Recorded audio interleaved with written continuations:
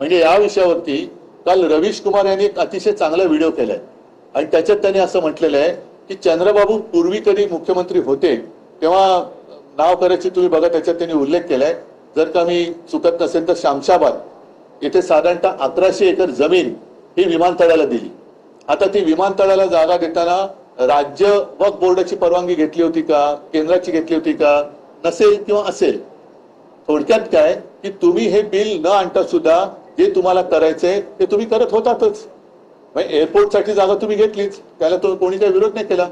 वक्फ बोर्डाच्या मध्ये जर काही अफरातफर चालली असेल तर जरूर त्याला पायबंद बसला पाहिजे. नक्कीच त्याच्यावरती पारदर्शकता आलीच पाहिजे. पण काही गोष्टी ज्या आहेत ज्या उगाच तुम्ही उकरून काढताय, जसं आता सगळं व्यवस्थित चाललंय. तुम्ही आता एवढं सरकार तिसरी टर्म तुमचं सरकार आलेलं आहे आणि देशाच्या विकासाच्या गोष्टी, रोजीरोटीच्या गोष्टी या सगळ्या बाजूला ठेवून अजूनही हिंदू मुसलमान व हिंदूंमध्ये मराठी अमराठी मग मराठी माणसांनी खायचं काय ही तुमची दादागिरी आम्ही नाही सहन करणार, अजिबात करणार नाही. आम्ही काय करायचं, आम्ही काय करणार हे जर का तुम्ही आम्हाला आमच्यावरती लादणार असाल तर आम्ही ते सहन करणार नाही. आता त्याच्यामध्ये काल त्यांनी जी काही भाषणं केली, दोनपैकी एक गोष्ट खरं आहे. जर आम्ही हिंदुत्व सोडलं असं कोणाचं म्हणणं असेल, काही बाडग्यांचं म्हणणं आहे असं की आम्ही हिंदुत्व सोडले, ज्यांना गद्दार जे गाणं गाजलं गद्दार, त्या गद्दारांचं म्हणणं जर का असेल की आम्ही हिंदुत्व सोडलं, मग काल तुमच्या आजूबाजूला जी मुसलमानांची तारीफ चालली होती तेव्हा तुमच्या शेपट्या कुठे गेल्या होत्या? तेव्हा तुम्ही काय सोडलं होतं? लाज सोडली होती, लज्जा सोडली होती का? तुम्ही बोलला नाहीत की आम्ही बाळासाहेबांचे विचार मानणार आहेत, आम्हाला हे मान्य नाहीये, ही तुमची त्यांची चाललेली भलामण आहे, हे लांगुल चालन आहे, हे आम्ही मान्य करू शकत नाही म्हणून आम्ही याच्या बाहेर पडत आहोत, का बोलला नाही तुम्ही? आणि मग काही गोष्टी खऱ्या बरोबर खोट्या, जसं एक ती बातमी आलेली आहे किरण रिजिजू जे बोलले की जर का मोदी सरकार आलं नसतं तर यांनी संसदेची जागा सुद्धा हडपली असती.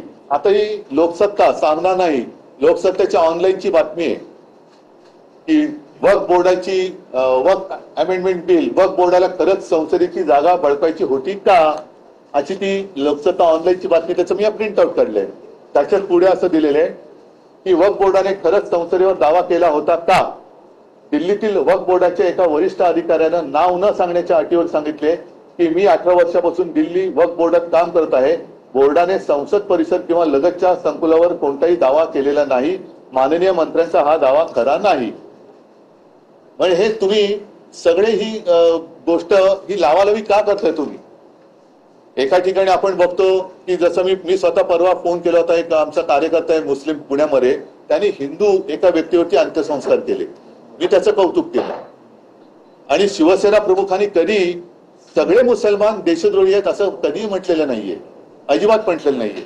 आज सुद्धा आमच्याकडे साबीरबाई शेख यांच्यासारखे अनेक कडवट देशनिष्ठ हे मुस्लिम कार्यकर्ते कार्यरत आहेत. आता त्याच्याबद्दल एकदा भाजपने जाहीर केलं पाहिजे.